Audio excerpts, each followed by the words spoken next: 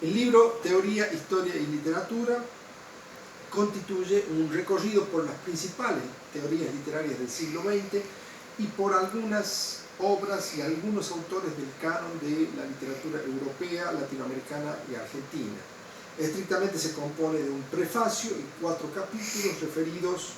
el primero a la teoría y a la crítica, el segundo a la literatura europea, el tercero a la literatura latinoamericana y el cuarto a la literatura argentina.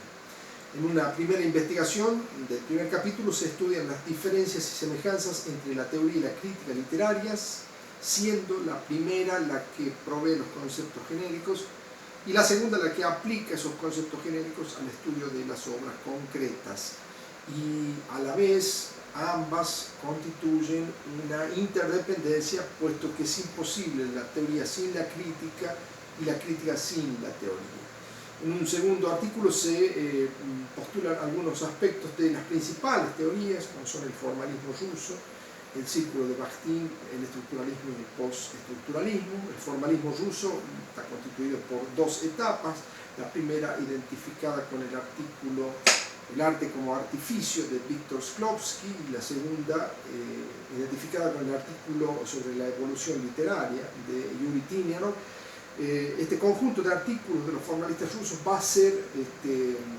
compilado hacia la década del 60 por el semiólogo Svetan Todorov. Recordamos que se desarrolla a partir de 1917 el formalismo ruso. Y en forma coetánea, el círculo de Bakhtin produce textos como Problemas de la poética de Dostoyevsky, de donde se derivan conceptos como la polifonía de voces, el dialogismo, o en 1940 un texto referido a la cultura popular en el medioevo y el renacimiento, de donde se derivan conceptos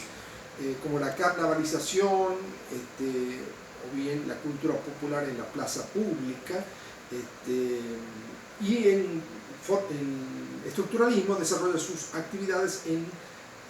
la década del 60 con autores como Roland Barthes, Michel Foucault, Jacques Lacan o Lévi-Strauss, a partir de un texto de 1916 que es el curso de lingüística general que escriben los alumnos de Ferdinand de Saussure. Lacan desarrolla el psicoanálisis estructural, Lévi-Strauss la antropología, Barthes la semiología, Foucault la filosofía, y el postestructuralismo surge a partir de la figura de Julia Kristeva, que observa con ojo crítico el déficit tanto del formalismo ruso como del estructuralismo, y lo identifica en el inmanentismo, es decir, la permanencia en la forma o en la estructura sin atender a las condiciones espaciotemporales donde se produce la obra de arte, es decir, sin atender al dónde y al cuándo se produce la obra de arte, sin atender a la geografía y a la historia donde se produce la obra de arte, y por ende abreva del círculo de Bakhtin, toma del círculo de Bakhtin el concepto de contexto para salvar al estructuralismo, y se propone ahí el postestructuralismo, donde participan, por ejemplo, Roland Barthes o Michel Foucault. Luego hay un artículo o 3 artículos referidos al principal representante de la Escuela de Frankfurt, que va por otra línea de pensamiento, que es Theodor Adorno, basados en 3 de sus libros, que son Dialéctica del Iluminismo, que comparte con Max Horkheimer, y Dialéctica Negativa y Mínima Moralia. Los artículos están referidos a la modernidad, a la defensa de la modernidad y a la razón y el conocimiento. Luego hay un estudio pormenorizado de las formas de confinamiento en Vigilar y Castigar, que es el libro de Michel Foucault del año 1975, y una comparación entre esas formas del confinamiento con el confinamiento por el COVID-19 en el 2020. Luego se estudia la obra de Barthes, las 5 etapas de la obra de Barthes, la etapa mitológica, identificada con los textos, el grado 0 de la escritura y mitologías del 53 y del 57, la etapa semiológica, identificada a partir del texto sobre Racine, cuando Barthes discute con Raymond Picard acerca de las características que debe tener la crítica literaria. Picard sostiene que debe ser filológica, Barthes sostiene que debe ser semiológica. Y luego la etapa post-estructural o post-semiológica, que se inicia con el artículo La muerte del autor. Luego hay dos etapas que están identificadas con textos como El placer del texto o la lección inaugural en el Collège de France, al cual le siguen fragmentos de un discurso amoroso, o bien el tratado sobre la muerte, que es la cámara lúcida, ¿no?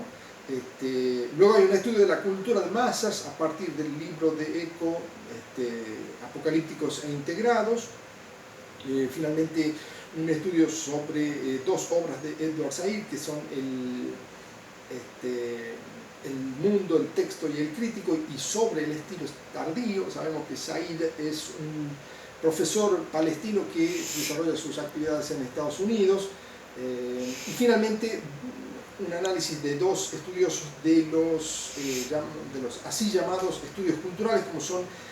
Terry Eagleton, un inglés, y Frederick Jameson, un norteamericano, focalizando en algunos textos de ambos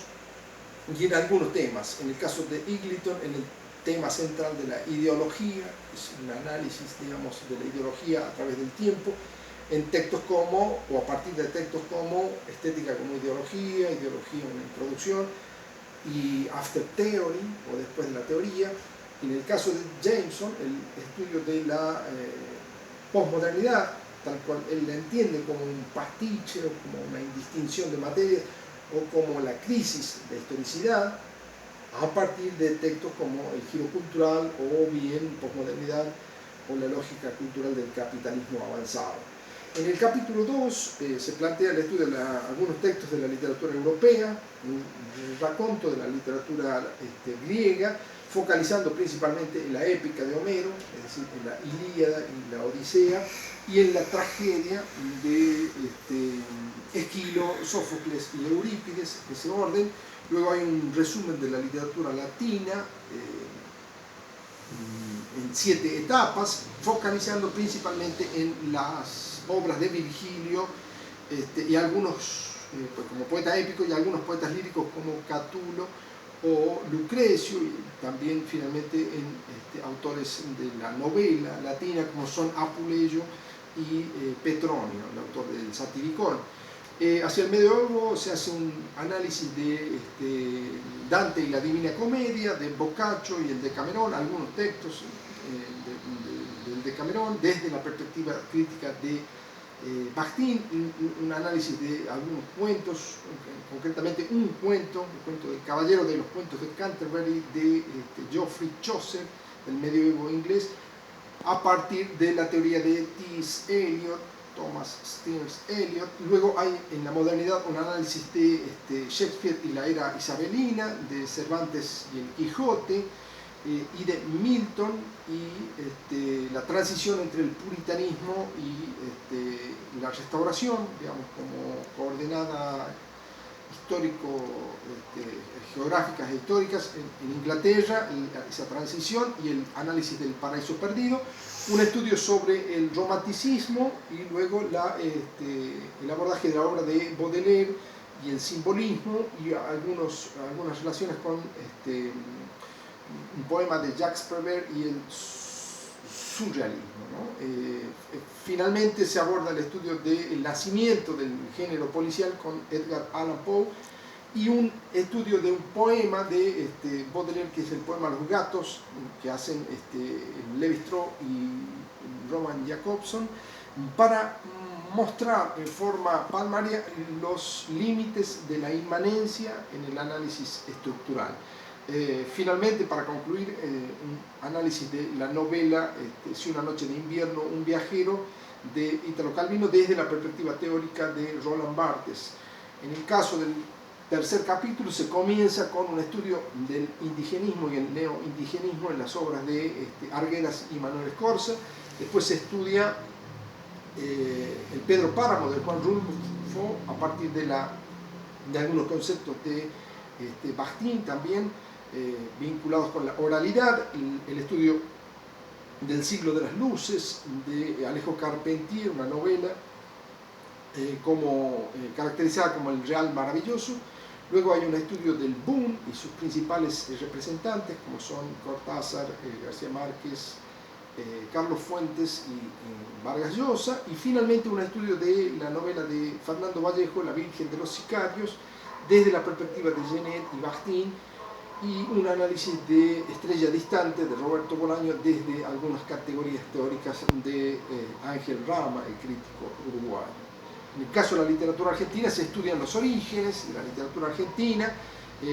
la gauchesca, hay un artículo sobre la gauchesca que según Josefina Ludmer es el origen de la literatura argentina, con Hidalgo, Ascasubi del Campo y Hernández, el autor del Martín Fierro, y también un estudio coetáneo de la generación del 37, con Echeverría, que según David Viñas es el origen de la literatura argentina, con El Matadero de Echeverría, Mármol, Juan María Gutiérrez y Alberdi, dos artículos subsiguientes referidos a Sarmiento y el Facundo, a Alberdi y a las bases. Luego un estudio de la generación del 80 y de la obra de Joaquín B. González, La tradición nacional, y posteriormente un estudio del novelista de fines del siglo XIX, Eduardo Gutiérrez, y el Juan Moreira, que es la novela más conocida, El matón del comité, ¿no? Juan Moreira, como basado en una persona de existencia real. Luego un estudio de la obra de Lugones desde Borges y la obra de Borges desde Piglia. Posteriormente hay un estudio de dos cuentos de Cortázar, como son Continuidad en los parques y La noche boca arriba. Hay otra investigación sobre Operación Masacre de Rodolfo Walsh, sobre los fusilamientos de José León Suárez, y un estudio de las poéticas de Juan Gelman y Leónidas Lamborghini. En el caso de Gelman, un estudio de 3 libros, ¿no? Que son Gotán, Cólera Buey y Traducciones 2, y en el caso de Lamborghini de 2 poemas largos como son Las patas en la fuente y Eva Perón en la hoguera. Y finalmente el libro concluye con un estudio de respiración artificial de Ricardo Piglia, con sus dos partes, ¿no? La primera parte caracterizada por la novela epistolar, donde todos los personajes averiguan el origen, el punto de origen, que es Enrique Osorio, ese personaje central de la primera parte, y luego en la segunda parte las digresiones entre Renzi, Marconi y Tardevsky en Concordia, a la espera de la llegada de Marcelo Maggi, que nunca llega porque ha sido internado, es decir, ha sido